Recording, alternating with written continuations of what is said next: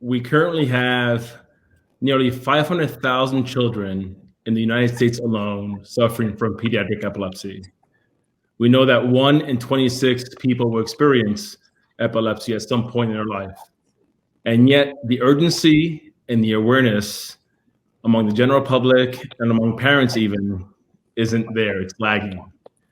Our hope is that this conversation will inform, invite, and inspire to action through awareness and through an honest conversation with some of the top epileptologists and folks connected to pediatric epilepsy in our country. We call this our Pediatric Epilepsy Panel of Experts because that's what we have, a panel of experts. And we have, of course, my colleague and the CEO and visionary founder of Mickey's Miracles with us, Christy Grease. Thank you for joining us, Christy. Thank you for having me. Thank you. We have Dr. Wagner, and Dr. Wagner is a licensed clinical psychologist and also a research associate professor at the Medical University of South Carolina. We have Amy Davis. She's the pediatric epilepsy coordinator at CHOC Children's Hospital. We have the legendary Dr. Zupanc from Orange County's CHOC Children's Hospital of Orange County, and she is the co-medical director and a pediatric epileptologist at the Neuroscience Center. And then we have Dr. Susheta Joshi. She has a long title. She's a pediatric neurologist and also epileptologist. She's a professor in pediatrics and communicable diseases. And she's also the medical director of the Pediatric Epilepsy Program at the University of Michigan at Moss. Welcome, everyone, and thank you for joining us as part of our Mickey's Miracles Miracle Maker online benefit, our epilepsy panel. And we'll start with, I think the most important question is, why urgency? We hear all the time that when there is a suspicion of epilepsy or infantile spasms in a child, that a parent needs to act with urgency.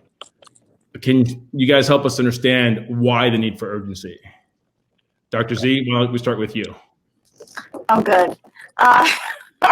Just a softball question there.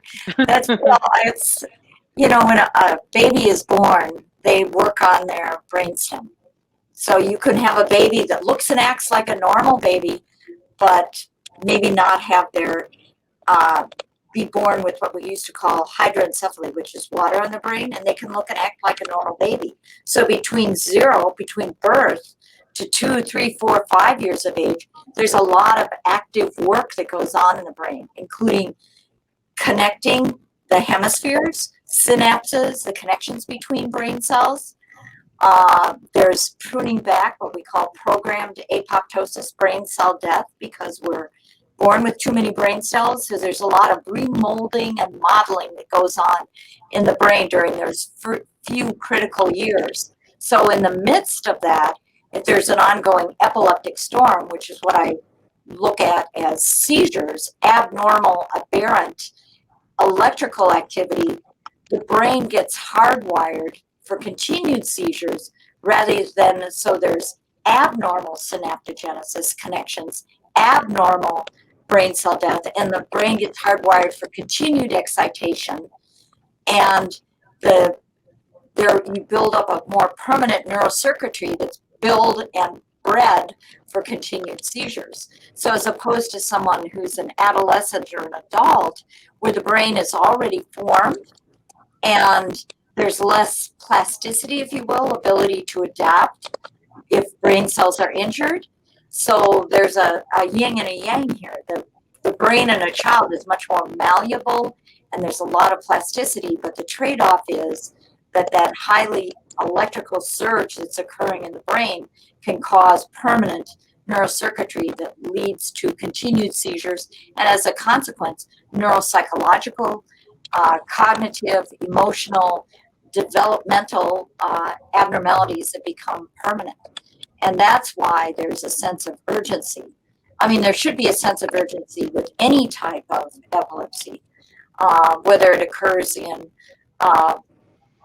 babies or children or adults. but particularly in these young babies, the recognition of an ongoing epilepsy, what we call epileptic encephalopathy, that's what we as child neurologists would call it, it's just a much more vulnerable brain. Yeah, it's almost like the brain teaches itself to seize.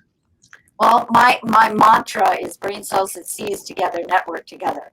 And if you think of, the brain cells in isolation, like abnormalities in how the brain was formed, because that could be one of the causes of epilepsy, they are not in the usual place in the orchestra, if you will. We have a 6-layered cortex, and these brain cells in a cortical dysplasia, an abnormality in how the brain was formed, they're in the wrong place.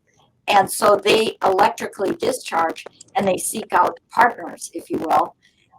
That's a very simplistic way of saying it. So any of you who are PhDs or neurophysiologists are going to cringe at that. But parents at least connect with that. They understand that it becomes an abnormal neurocircuitry, if you will.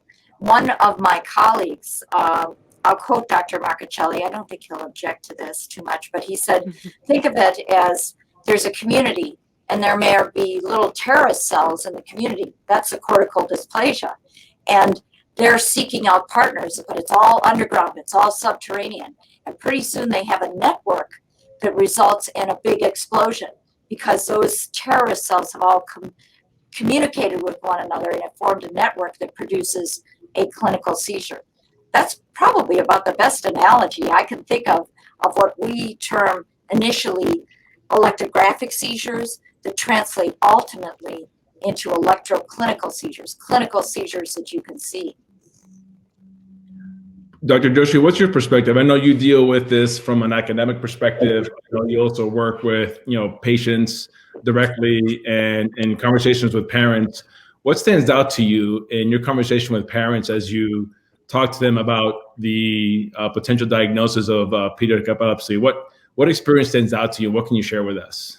So that's an excellent question. First of all, I want to thank you for including me on this panel with such esteemed company. And before I say anything, I want to echo and endorse and underscore everything that Dr. Zupanc said. There is absolutely an urgency to pediatric epilepsy. I think I heard somewhere during the recently concluded American Epilepsy Society meeting that we still don't think of epilepsy as time is brain the way the stroke doctors think of it. Right. And I think there is a need to do that. I'm going to draw an analogy from another very distinguished researcher in the field of epilepsy, Anne Berg, who has actually likened the urgency of pediatric epilepsy, let's say, to pediatric cancer. As in, if you have a child who gets diagnosed with a pediatric cancer, whatever kind it may be, it's not about, oh, let's see and figure out and we'll get to some treatment at some point. It is now. In the same way, for every reason that Dr. Zupanc said, yes, absolutely, that seizures in young children are an urgent issue that need to be dealt with right away. I think when you talk to families, there are a couple of things you have to keep in mind. First of all, a seizure is terrifying for a family to witness. It is terrifying for doctors to see children seize on the epilepsy monitoring unit also. It is terrifying for doctors to watch videos of seizures when we are doing our epilepsy surgical conferences. So it is terrifying for a family to go through that seizure with their child. So first and foremost, you want to make sure that you have reassured the family that they're in the right place, their child is safe, and that, we're all working together as a team to make sure their child gets what is best for them. There are a lot of things to talk about. I look at medications and treatment as one little piece of the whole epilepsy picture to talk about.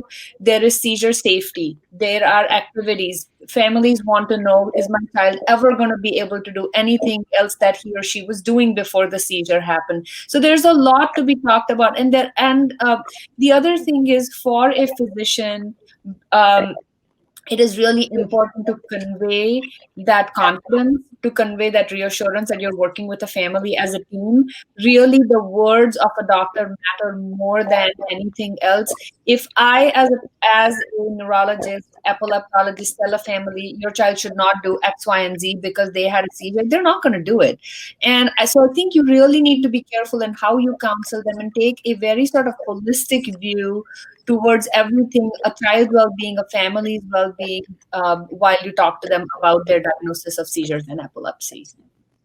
How does that match your experience, Christian? Obviously, you went through this, some time ago with Mickey, and I've heard the powerful testimony and the personal accounting of that story. But how does Dr. Joshi's words? What memories does it bring up, and what part of the experience does it inspire you to share with us? Yeah, thank you for the question. I'm right here. The tears. I push back, but everything she's saying and what Dr. Z says is completely accurate. I mean, as a parent, I had a maternal instinct that I needed to save my daughter's life. When she received her infantile spasms diagnosis, the reaction with the doctors that we had at the beginning did not reflect what I felt inside, that I needed to do whatever I needed to do to save my daughter's life. And 8 months later, 8 failed medications later, wrong protocols for infantile spasms, I was asking from the beginning, what about brain surgery? What about brain surgery? And it wasn't until God intervened and a best friend and also patient of Dr. Zupanc connected me to CHOC Children's Hospital in Orange County, to Dr. Z. And when we told her story, it was the first time I had a doctor stand in front of me and validate all those concerns and feelings of urgency inside. And she said, with absolutely no doubt, she needs to be in here immediately. This is a medical emergency. And it's just not often with the pile up and the waiting list in neurology, specifically in epilepsy, to meet with an epileptologist on a Friday and have that hospital call you on Monday. She was in within a week, and a week later, she was a brain surgery candidate, and they removed her parietal, occipital, and temporal lobe to stop her epilepsy. And I am on the phone every day with families hearing these stories of delayed care and action, and it is so devastating. And that is why we started Mickey's Miracles, is to have families react as if they got a cancer diagnosis. When you have a child that receives the diagnosis of cancer, there's a known awareness that you need to react urgently, and I am determined to have that same sense of urgency surrounding epilepsy in general, but specifically, as Dr. Zupanc and Dr. Joshi said, around a child that is seizing, because time is of the essence, and you have to get that child to that right doctor to get the right diagnosis and treatment, so that they can have the path to exactly what Dr. Joshi said, to be able to experience a childhood and all the other benefits that every child should be able to have. Yeah, Dr. Wagner, that brings up a question of the anxiety and the anguish and even the mental health issues surrounding a young child, an infant, with infantile spasms or intractable epilepsy or some other form that is obviously life-threatening in many cases, and certainly presents even the situation of permanent brain damage. How do you what do you want to add to that part of the conversation? Because the mental health side of it isn't talked about very openly, but we know it's a very big part of it. And as we deal with families, we feel their anguish, we feel their anxiety, and Christy spends hours and hours, supporting them from an emotional perspective. I love your input on that. Sure. Well, thank you again for the chance to be part of this panel. And I, don't typically share this in my academic setting, but I think it's definitely relevant here. So I actually got into pediatric epilepsy because my younger brother was diagnosed when he was 10. And so this was in the early 90s, and he had great care, was on a number of anti-seizure medications, and had a difficult time with his seizures being controlled. And so anyways, he spent his sort of junior high school years suffering from depression, and he had a lot of difficulties with learning.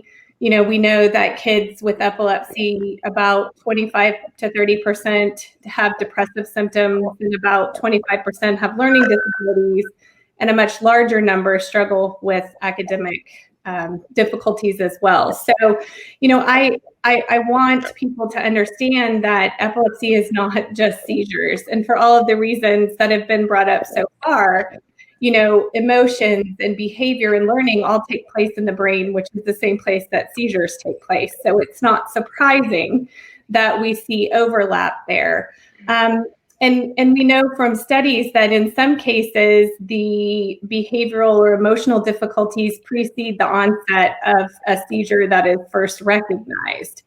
So it, you know, it points to an underlying, you know, brain mechanism that may be responsible, or a network that may be responsible for both. And so I think it's very important for families to understand that, so that they're not just asking for treatment for seizures, but also for these behavioral health and psychosocial difficulties too.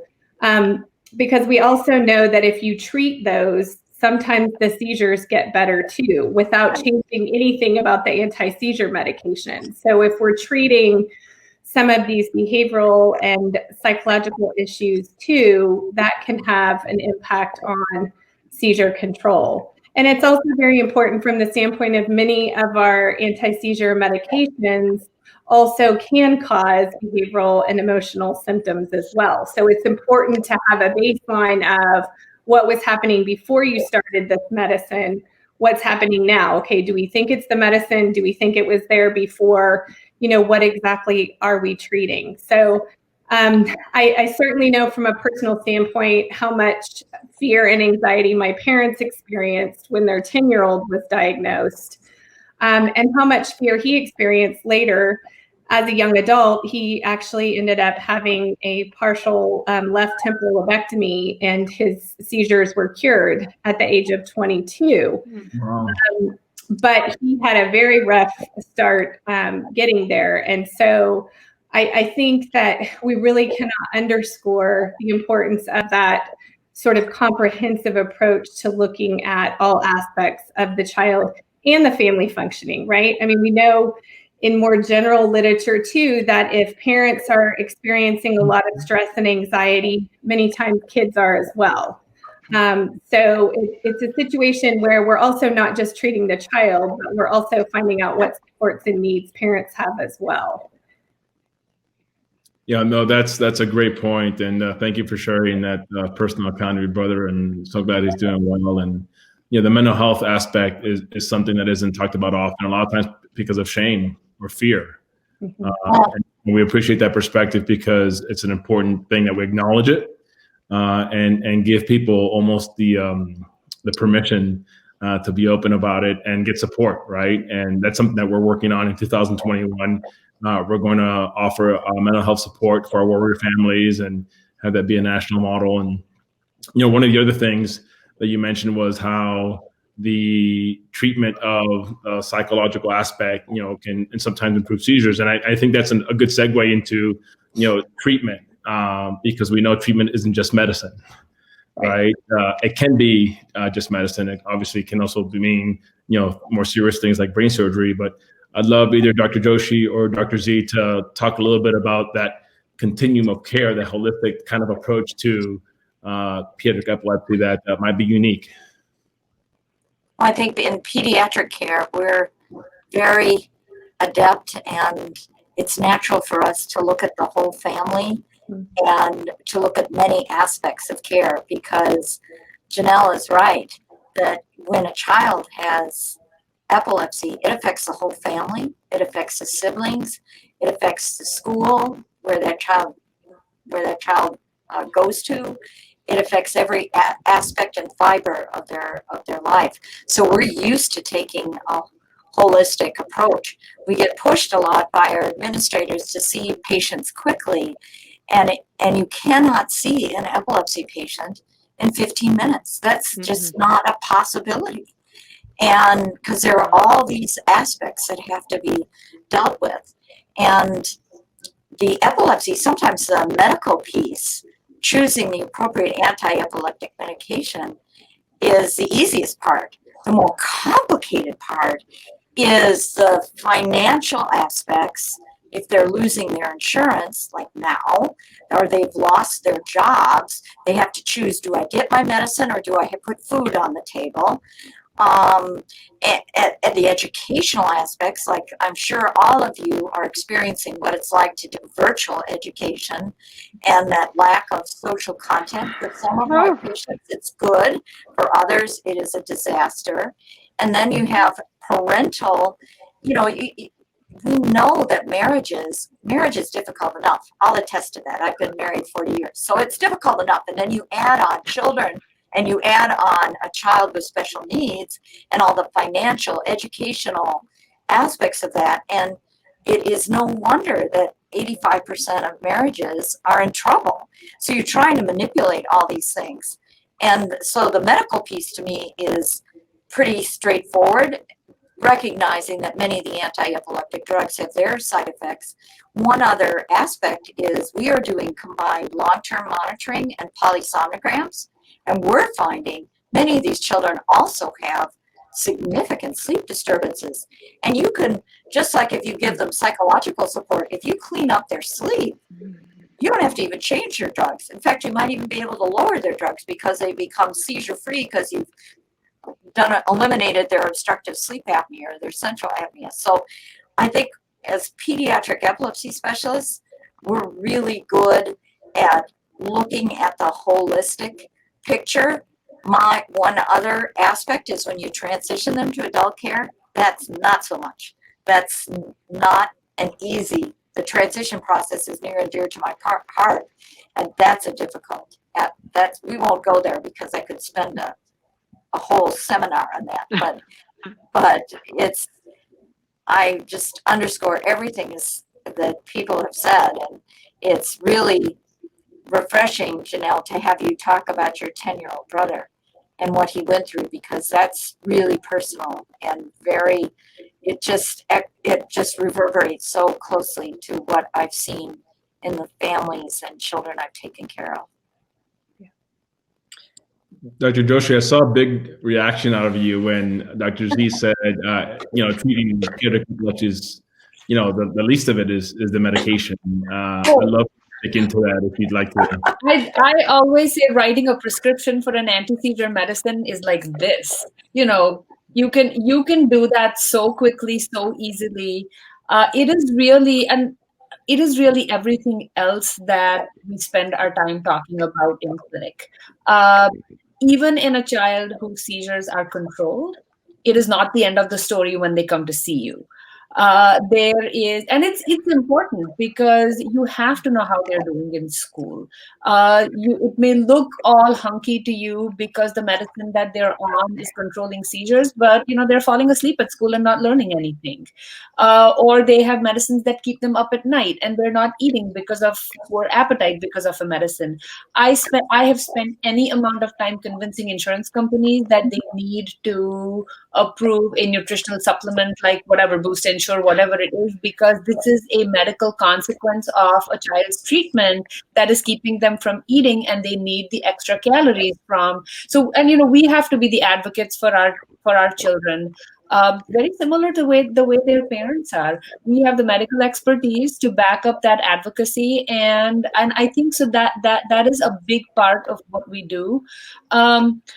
At some places, again, it's a little different. It is not uniform across the country.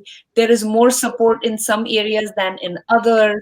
But if you have a team with either social work support or nursing support or a psychology support, all those tools are really, really critical in the management of a child with epilepsy. That I think empowering our families to know what questions they should be asked. I have families who don't even know that they can ask for an IEP at school. And it's like this, what do you mean I can ask for an IEP at school? It does, in 2020, that should not be the case, but it is. The fact that, they can get a 504 plan, or that, them getting pushed back for a rescue medication somewhere because somebody doesn't want to do it or drop the midazolam or something like that there can be dialogue on it and we can arrive at a plan that everybody's comfortable with. So I think besides just prescribing the medicines or looking at their diets or working them up for surgery, there is a big aspect to treating epilepsy that is outside that, the electronic prescription part of things. I completely agree with that. Dr. Wagner, what are some of the strategies beyond medication and diet that you've seen be effective in recovery or in the support of a child's development? I'd love for you to kind of talk about, what you see from a holistic perspective beyond what we see in the clinical perspective that can add to this conversation. Sure. So, we are certainly, there's quite a bit of ongoing research right now looking at psychological interventions for kids and families with epilepsy.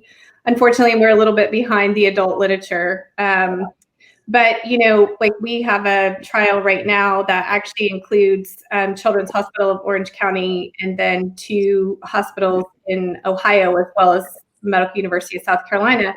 And it's a stepped-up care approach. So looking at families that are having difficulty adhering to their medication regimen and what level of support do they need. And so those families who don't respond to the first level of support, which is an electronic platform of information about adherence and the efficacy of medications, then they can actually then receive a problem solving, which is much more of a, behavioral intervention to work with families and problem solve around why are they not adhering to their medicine? What barriers are in the way? How can we help with that? But this is actually the first multi-site psychological intervention trial in the United States. So, I say that we are working on, having that data to inform our clinical practice, but taking from the general, pediatric chronic illness literature, we do know that cognitive behavioral interventions are successful at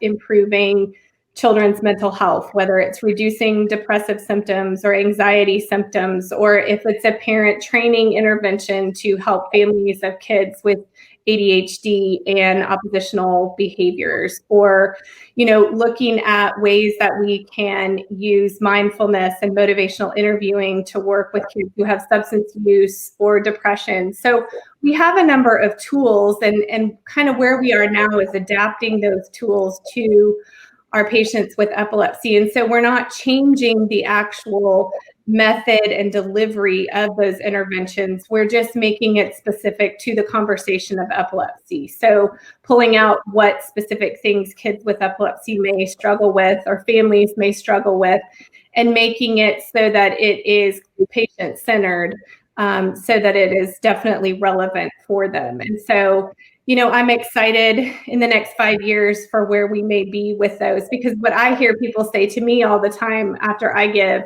an academic talk or a talk to parents is, well, that all sounds great, but how do I get that? Right. So we are still struggling with access to the mental health resources. And unfortunately, Raquel Kaplan did a study a number of years ago. In fact, I think it's been about 17 years now. And we found that only 30% of kids who needed mental health services were actually receiving it. Unfortunately, we're not any better today than we were in 2003. So we still have 66%, I think was the last study I read, of kids who would benefit from mental health services were still not receiving it. So I think part of the issue is that if you are in an academic medical setting where you have an epilepsy center, a level 4 center, you probably have access to a social worker or psychologist or psychiatrist. But if you're in a more rural area or you're using private hospital systems, those are much more difficult to access. And then when we look at community healthcare, mental health care providers, many of them are afraid of epilepsy just because they don't have experience with it. They're afraid of seizures. They're afraid of somebody having a seizure in their office. And so part of the work that we're doing with advocacy right now is to try to work with the American Association, the American Psychological Association, the American Psychiatric Association. How do we train more providers in the community to be okay with working with patients with epilepsy? Because we realize that those of us that this is our career, there aren't that many of us. And so we're really working on access. And I think the other thing is an integrated care model. So even if that provider is not at your facility, what kind of network do you have? So if you're a neurologist or epileptologist in private practice, who's in your community? Who can you work with? How can you guys communicate? Because that communication is going to be so essential if you're changing medications or if, the child's behavior really starts to change. So, we don't expect one person to take full care of the patient with epilepsy, but it's figuring out how we're going to coordinate that care and make it much more integrated than what it's been previously. Thank you, Dr. Wagner. And Christian brings up two things. One is when I hear Dr. Wagner talk about access, it triggers my experience of you and Gabe, going to CHOC for long-term monitoring with Mickey. And the whole idea of access, not only is this difficult enough and painful enough, but now we've introduced obviously a pandemic into all of this, and it's affected obviously being able to go physically, and have parents be together.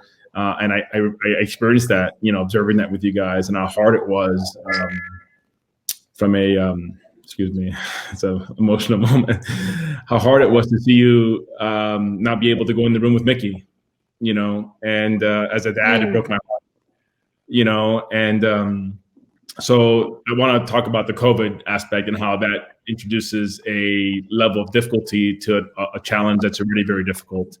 But before we get to that, how about talking about some of the things that you did as a parent, to aid in Mickey's recovery beyond the diet, beyond the monitoring, beyond the medication? I know music and play played an important part of Mickey's recovery and obviously enhanced neuroplasticity and her brain's development. But if you can speak into that a little bit, I think that'd be helpful. Yes, I mean, everything that all of the doctors said is so accurate and so true from the patient and parent perspective. Us getting to the point where Mickey was seizure-free was a journey in itself. But I never knew that post-surgery we would have a whole nother journey to go on. Mickey has a vision cut on the right side of both eyes, so now we have we've had a neuro-ophthalmologist, and you're constantly making sure every 6 months to go and check her vision and make sure that she can see. She reads into a vision cut. So there's all these extra things, that these hospitals and level 4 epilepsy centers are amazing at being able to provide us with all the needs that we have to protect Mickey and make sure that she has everything she needs, including neuropsych evaluations. We just found out that, Mickey has attention deficit disorder that, really requires her to be on the medication now so that she can have more attention when she's learning, so she can absorb and learn as much as she can. Especially at this young age. She's in 3rd grade, and my husband Gabe talks about how 3rd grade just was so impactful for him, and where everything just came together, and we want to make sure that we're providing Mickey with everything that she needs to have the most successful childhood possible. And that's included occupational therapy, physical therapy, we've had swim therapy, we've had vision services, you name it, we've done it in the regards of therapy. But then, as Dr. Zupanc mentioned earlier, it's like we have 2 other little boys. So how do we incorporate all this, manage them, my son Preston, who was 18 months old with his sissy leaving and his parents leaving every 3 months, to make sure that Mickey continued to be seizure free. So it was not only challenging to make sure that Mickey stayed on course, but then to manage the house, continue to manage your make sure that your marriage is healthy, and then you're balancing, you're on the phone with insurance companies. And I don't think that the general public understand how much time is taken from these doctors just on the phone with insurance companies. I mean, I think it's criminal. They are fighting for our kiddos to get the medication and the resources they need when they could be seeing another child. And it doesn't seem right in any way, shape, or form. But I have so much respect for them for what they do to make sure that our children are well protected. So yeah, there's many different aspects of it. And it's, at some point, when we moved to Dallas, Texas 3 years ago, we replaced Mickey still receives services in school, but we replaced private physical therapy with swim and dance class, and we replaced speech therapy with vocal lessons, because that's all helpful, and you want to make sure that they are having that early intervention, but you also want to make sure that they're joyful and happy, and they're experiencing to the best of their ability what every child wants to experience.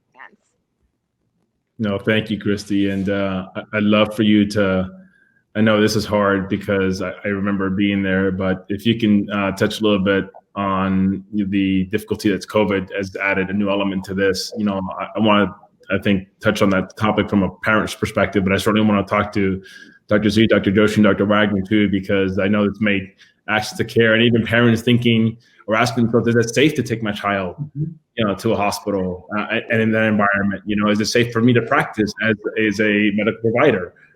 So I want to get into the topics, but why don't you share your experience, Christy, because I think it's a helpful. Yeah, I'll be quick on this. I mean, Dr. Z, I go to her for everything, Mickey farts and I call her. So I am so grateful. And she said, Christy, I feel safer at CHOC than I would at the grocery store. And when I saw that the protocols that I know not only CHOC has gone through, but hospitals across the country are going through to protect our children, the drive-through COVID testing, the protocols, and yes, that included, we have a very intimate video where I shot, myself after leaving the hospital, dropping Gabe off. I mean, we've had a routine. Mickey's 9. She's been seizure for 8 years, and she started seizing at 3 months old. So we've been in this for a long time, and we have our routine. We go to the hospital. Gabe spends the night with her. I'm there when she gets the IV, and so to be told that I couldn't be there, only one parent could be with her, was devastating as a mother to drive away. She's getting her long-term monitoring to make sure that her seizures are still at a bay, and that we're doing all the things that we need to with her medication, and that she's protected.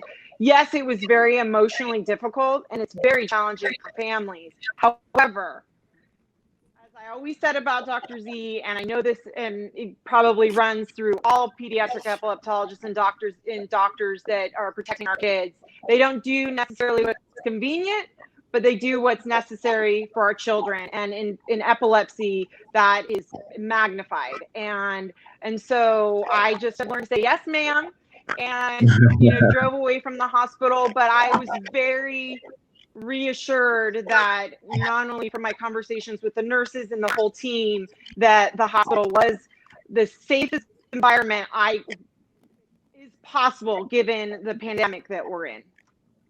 No, I appreciate that perspective. What do you want to add to that, Dr. Z? Well, for the first 3 months or 2 months of COVID, because I'll be 69 in a month, which I've never been called senior before, because I consider myself to be 50 minus years old. And we didn't really know how serious COVID was going to be. And I did say to Christy, now I feel safer in the hospital than I do in the grocery store, because we have people here in California that just don't think masking is important and social distancing is important. Whereas at hospitals around the country, everybody knows it's important. and we're very, very careful. So I am back in the hospital. I don't work, obviously, in a COVID floor. I work with children with epilepsy in the epilepsy monitoring unit, but you know, my fingernails will never be the same. My hands will never be the same. And we are very strict and stringent. It's because we want to protect the children. And it's been challenging. I think telehealth has really helped us for those who take care of families with epilepsy, because at least I can check in on my patients using telehealth. And I think probably Dr. Joshi, you can agree that it's wonderful, because many of our families, the children aren't mobile. They may have a vent, a G-tube, they have wheelchair. It's a expedition to come to clinic or to the hospital. To be able to check on them virtually has been a godsend. So that's a silver lining, a small one, but I'm hoping it continues after the pandemic. What are some of the challenges, Dr. Joshi, you've seen with parents and even providing care or having people access care as a result of COVID? Obviously, you know, this is very specialized, right? And you're not on a general COVID floor, like Dr. Z said. But it'd be interesting to see your perspective on what challenges COVID has created in terms of access to care or even providing care from your perspective. So depends on how much time I have for this. I can talk about this for like an hour. First of all, definitely when we sort of, hit this head on in the spring and we had no idea how this was going to go, the priority was to take care of people with COVID. Fortunately, we had few kids who were in the hospital with COVID, but we did have to do a lot of adaptation around the fact that nobody felt safe at that time just willy-nilly bringing kids into the hospital, having families move with them and stuff like that. Absolutely, telehealth has been at the forefront of keeping that access to care. Just as full disclosure, I have been doing telehealth for 8 years, actually. I've been doing telehealth long before the pandemic in a slightly different way. So this was just like, okay, finally, we're getting to where we need to be with telehealth, is how I felt. And it was overnight that we adapted. We always consider ourselves as very resilient people to be able to work in adversity, whether it is during a pandemic or anything else. And I think this really brought that to the forefront. So on one hand, we have tried our best to continue everything that we do for our children with epilepsy. We even have our multidisciplinary surgery clinic that has continued using telehealth with multiple providers. Obviously, we can't do EEG monitoring with kids at home, but we developed protocols. We developed protocols for crisis standards of care for children with infantile spasm so that they don't suffer for lack of being able to come into the hospital, or how we were going to do management for them. We adapted our ketogenic diet program to the pandemic in order to make sure that we did it safely, but at the same time, if somebody could not be in the hospital for 4 or 5 days to start the diet, they were not being denied the ketogenic diet. The impact, I think, on families, just as Christy said, has been huge. There are families who need to come in, and they're not able to necessarily have just one parent in the hospital, because the child sometimes needs both parents for different reasons. Again, there we have used technology very seamlessly. I FaceTime with parents all the time when we're doing rounds. I plan my rounds around when a parent who is at home is going to have time to meet with me. The mom has different questions, the dad has different questions. Sometimes it is grandma who wants to be in on the discussion. So we've just been very flexible and adaptable to that. I will say another thing for telehealth. I have drunk the telehealth Kool-Aid long ago, as I said. However, being able to see a child in their environment, to see a child with, let's say, autism and see how that child functions in their environment. And they're not in this, waiting room kind of disaster where they are being overstimulated by people they don't know. They have to wait endlessly. This way they are in their home. I can see how they play. I can see how they navigate a space. And actually it provides, I think, very different insight into what I learn about my kids and my families that I don't necessarily learn in sort of the in the forced environment of clinic. So I think we have, as somebody said the other day on a different panel, we're making lemonade out of the COVID lemon, and it's not perfect, obviously. And I miss being able to, shake hands with the family in clinic. I miss being able to say that tearful goodbye to an adolescent who's moving on to the adult clinic. But I think we have learned, and again, as Dr. Zupanc said, I hope this doesn't go away, because there is a place for it. There is a way for families who, in Michigan, there are parts of the state that are not accessible for half the year because of weather and ice and roads. And so, I really hope that this does not become just this is, the way we're going to do it now, but there is a place for this. And I really hope it stays in the future as as a partner for face-to-face care.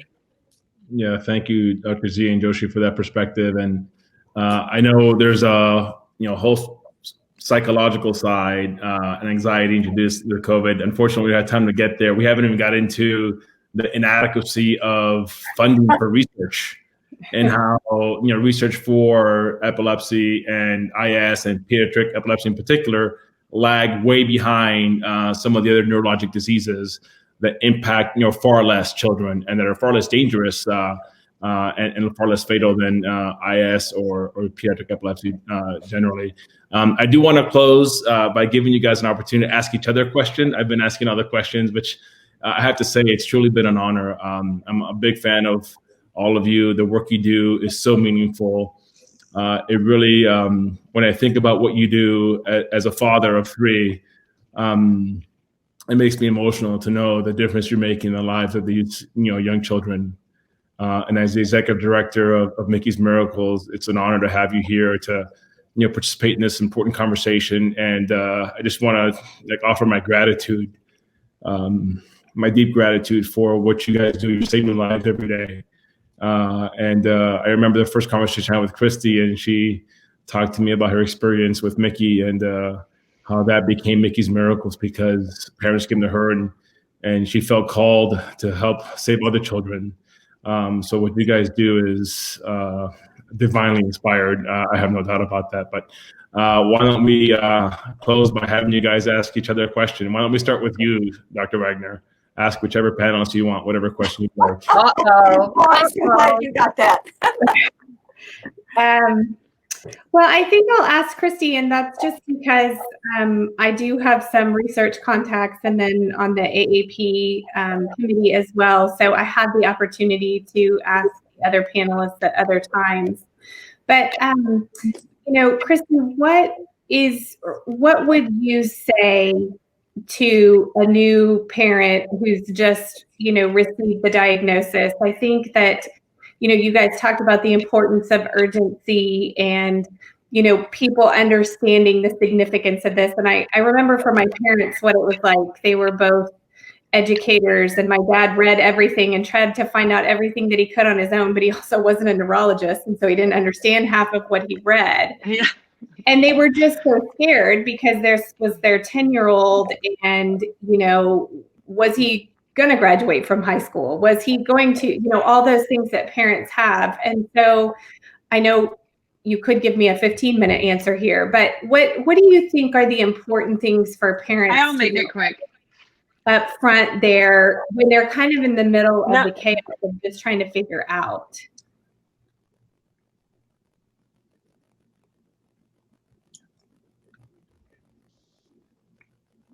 Are you there? My answer would be, can you hear me? Yeah, we can hear you. Okay. 1, trust your parental instinct. Trust that instinct. When you know something is off, it's off. And don't let anybody, specifically a white coat that's standing in front of you that has all this experience Not everybody is a Dr. Joshi or a Dr. Zupanc. And so trusting that and knowing that is true and valid, that is your truth. Number 2, get to the highest level of care, a level 4 epilepsy center. You can go to www.nationalassociationofepilepsycenters.com. You can type in your zip code and find the nearest level 4 epilepsy center. We specialize in helping families get to pediatric epileptologists that are world renowned across our country, and for diagnosis and treatment, so that you're stop fighting a ghost.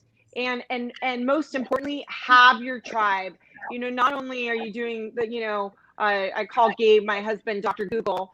I'm like, not only are you researching on your own, but there's so many advantages. And as Dr. Joshi said, of this time that we're at this time in our world, that we have not only Facebook, but all this amazing network of families where you have a genetic, microdeletion. You can go find a group with that microdeletion now, and connect with all these families. How does, and also that comes with, I'm not a medical professional clearly, but that also comes with, don't allow that to be your directive in how you treat your child. I mean, and communicating with your pediatric epileptologist, everything that you're doing. I have to take parents off the ledge sometimes when I hear some of the things that they're doing with their children. I'm like, does your doctor know that? And so making sure that there's a really open line of communication, and don't be scared to get a second opinion, and communicate that with your home doctor. It is okay. A really good doctor is not only going to approve of that, but they will work with that other doctor and say, hey, what did your team learn? We do that all the time. Dr. Zupanc is on the phone with epileptologists and neurologists across the country. And I know Dr. Joshi as well. We in our instance, we were in Northern California. We went to Southern California, and now we're in Dallas. And I'm not giving up Dr. Z. I'm sorry. So we will fly across the country to see her, jump through the insurance hoops that I need to. But she also works with our pediatrician, and she works with our neuro-ophthalmologist here in Dallas. And so encouraging that open communication. Lastly, I would say that it's all about relationship. You can have one family who, you tell them you're about to go in for IEP and they tell you to lawyer up. Well, the way I've always handled it is give them as much information. And I'm always going to the doctors and to the therapists that are working with Mickey and saying, what can I do for you? How can I help you with your job? How can I help support you understanding how Mickey thinks, how she learns?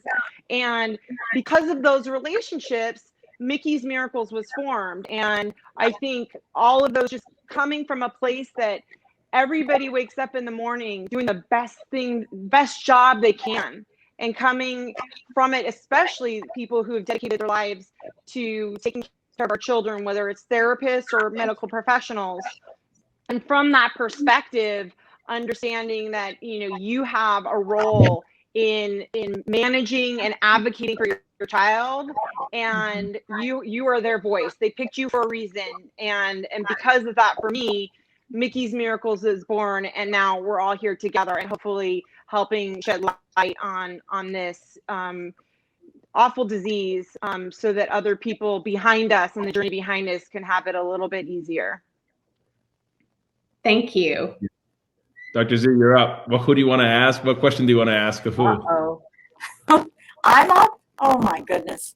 Well, there's nothing really that I can top from what Christy just so beautifully articulated. I think what I'd like to just say briefly is that as a physician, I've learned over time that parents, you have to really, really listen to parents, because their observations are always spot on. Sorry, we can't hear you. Oh, Okay. okay. I can hear her. We can't hear you. We can hear you. And Oh, Yeah. no. Okay. Okay, great. Go Sorry. ahead. Well, what I was saying is that what you so beautifully articulated is spot on, and that what I've learned in my my 40 years of epilepsy is that parents' observations are usually completely accurate. Their interpretation of those observations may not always be, because they aren't medically sophisticated necessarily, but you really have to listen to learn and partner with families.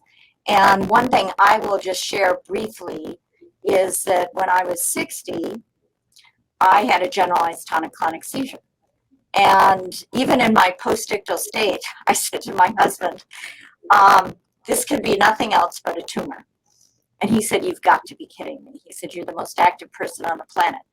But it was. It was a bifrontal meningioma. And so you can't tell, but I have a little asymmetry in my skull shape because I had a bifrontal meningioma. It was resected. And, you know, I'm back to doing my work. But one thing I can empathize with now much more closely is what it felt like to have a seizure.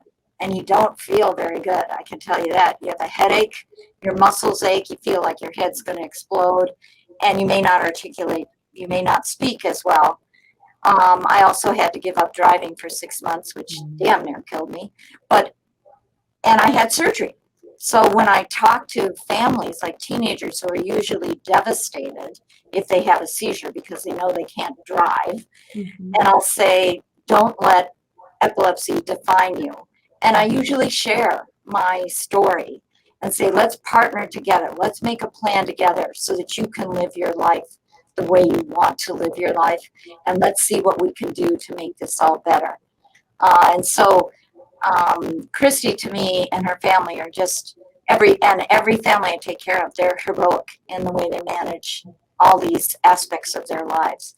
And I have the deepest respect for Christy, her family, and all the patients and families I take care of. So that's, I don't have any necessary burning questions because Christy just spoke so beautifully about everything. Well, I'll say this. I didn't know you personally, and you were described as heroic before I knew how to pronounce your name, even, Dr. Z. So I know the Grease family thinks you as a hero to them and certainly to Mickey.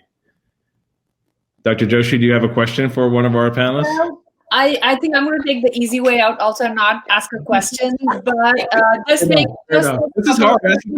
Comments. Mainly to say that, you know, when families are empowering to me, families go out and, just as Christy said, you know, you make a diagnosis of a certain seemingly rare genetic condition that is tied in with a child's epilepsy. There is a support group out there. There is information out there. I actually learn from them.